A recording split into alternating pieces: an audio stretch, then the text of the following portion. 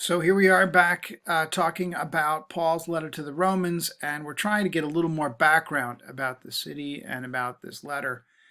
Um, Now, how did the church at Rome start? Paul did not get there, but with 1 million people and a lot of Jews that lived in Rome too, there are a lot of possibilities for how Christianity.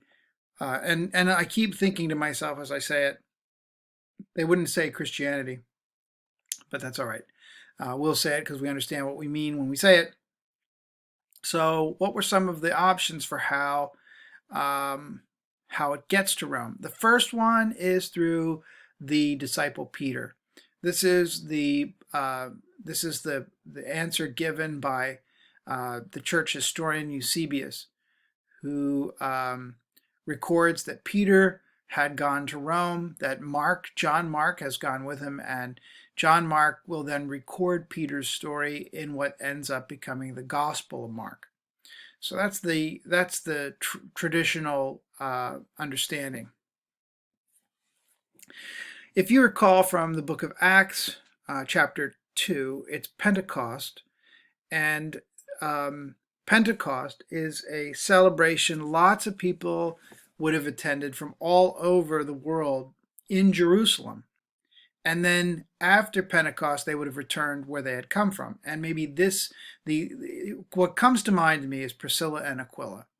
That these two who crop up in the book of Acts, that are in Paul's letter to the Romans, that are in the book of First Corinthians, these well-traveled, well-known disciples, maybe they had attended and then went to Jerusalem, or went to Rome rather, and started the church. Another possibility is from Acts chapter 10, and that's Cornelius, chapter 10 and 11, where Cornelius it says the member of the Praetorian Guard, the Italian cohort, and maybe Cornelius, after his military service has taken another turn, maybe he ends up back in Rome with the gospel message. Those are some possible ways in which the gospel could have reached Rome. When in Rome, you eat pizza. When in Romans, you eat it. You eat the pizza and you eat the word. So here we go with a very brief, straightforward outline. So the first 14 verses of Romans end up being a prayer, intro, and thanksgiving. Let's see if I can bring that up. So the introduction, let's take a look at that for just a moment. Paul's introduction, and right off the bat, I say something that irritates me. Paul, it says a servant of Jesus Christ. Now watch what happens when I put my little cursor over the A. It says slave. And so this is, by the way, Logos Bible Software, which is, I totally endorse it. It's very easy to use as an electronic copy. The Scholar edition is great. It helps a ton. What I like is that I have all the access to resources, but I can also make the text as big as I need it so I can see it.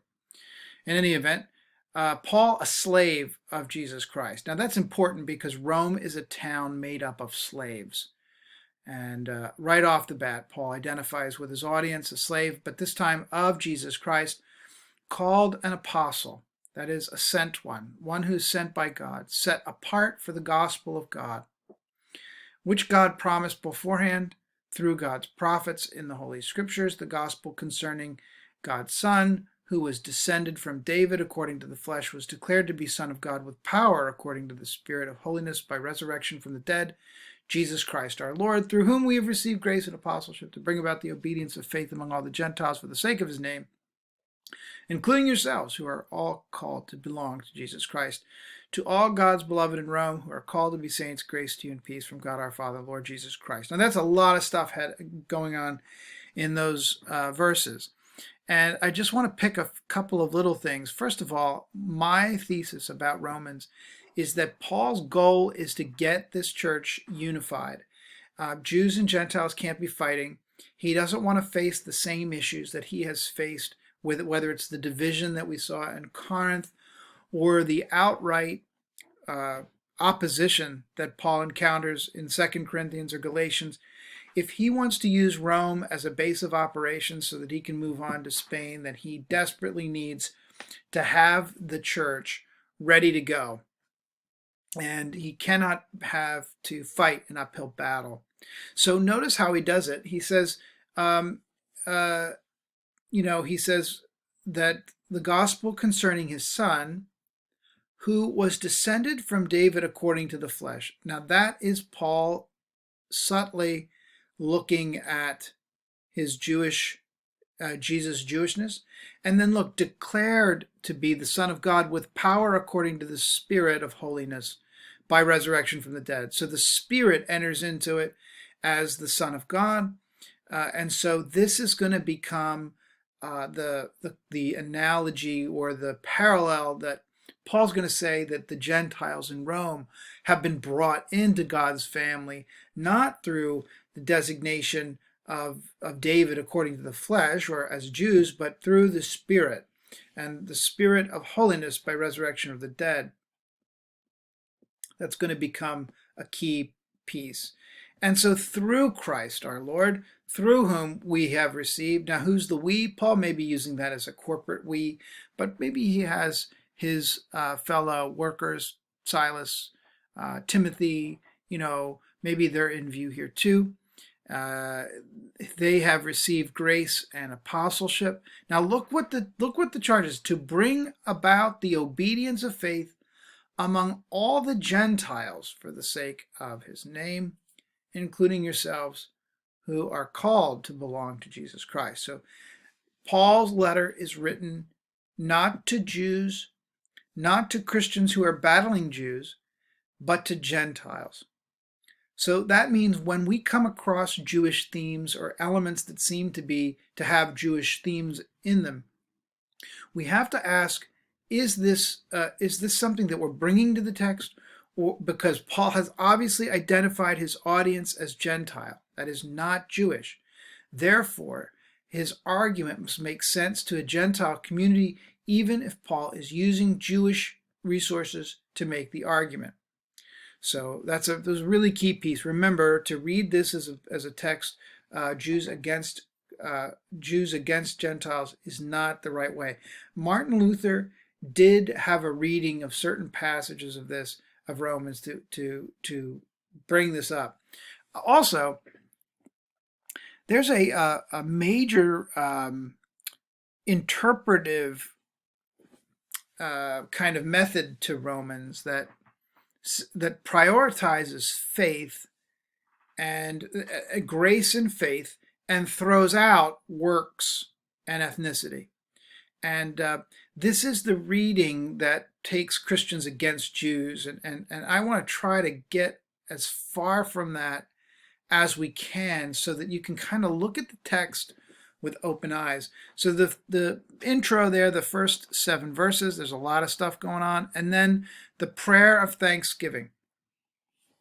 So what is he doing in this prayer? You can scan it here. What's he doing here? He's telling him how he remembers them all the time. And then he says, I really would love to have come to see you, to share spiritual gifts, to mutually encourage one another. He says, I intended to come and reap a little harvest. And then, and so he's a debtor both to Greeks and to barbarians, both to the wise and to the foolish. And so he is setting himself up with the Gentiles in his Roman audience. I should offer a little bit of clarification. Are there going to be Jews that read this letter in Rome as Paul writes it? I don't think there's any question, but there will be. That does not mean that the Jews who read Paul's letter will understand it as something that is against them. In fact, I would argue just the opposite, that they would understand the tropes that Paul uses, the resources that Paul has. They would understand that as geared specifically to the Gentiles. Here's the thesis statement, 1:16 and 17. For I am not ashamed of the gospel. It is the power of God for salvation to everyone who has faith, to the Jew first, and also to the Greek. There again, Jew and Greek. For in it, in what? In the gospel, the good news, the righteousness of God is revealed through faith for faith, as it is written, the one who is righteous will live by faith.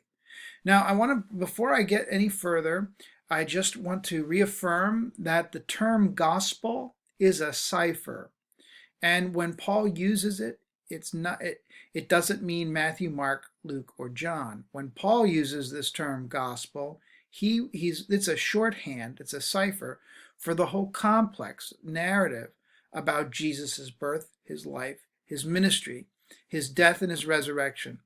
Now, Paul concentrates a great deal on the death and the resurrection of Jesus. He doesn't linger at all, it seems, on the physical, earthly ministry of Jesus for reasons that I just don't know. But in any case, that's what happens.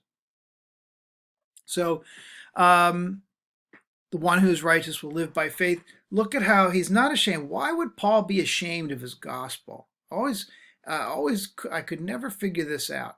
But the gospel message about Jesus is about a person who was crucified. Perhaps Paul would have been tempted to feel shame because he's following a crucified Savior. Maybe that's the reason. Maybe it has to do with the fact that the gospel is a message that follows this crucified person. Maybe it's the fact that Paul's message has been caricatured or skewed by folks who've come after him, like we saw in the book of Galatians. If you see Galatians, the teachers that come after Paul and try to twist his message and add Judaism to it, or 2 Corinthians, where the emphasis is placed on people who seem to be a lot more polished, who don't seem to suffer like Paul suffers, maybe have their act together a little bit on the organization front. Who can tell with what the opponents may deal with? But maybe their characterization of the gospel is something that makes Paul, tempts Paul to feel shame.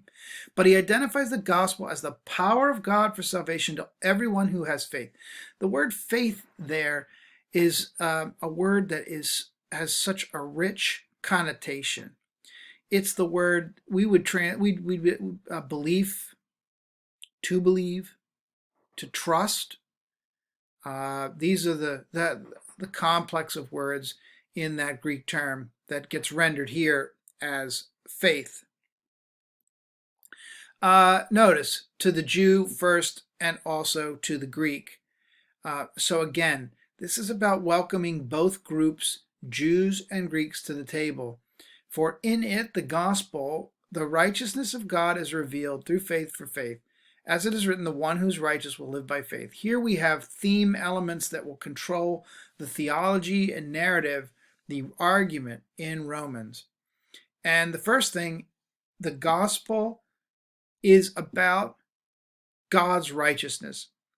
This is God's righteousness, not righteousness that God demands, and not righteousness that somehow our moral activity produces. The gospel reveals that God is right, that God is just, that God is not malevolent, that God is not capricious, that God is not some dictator who's just taking advantage of his creatures, but that God is just.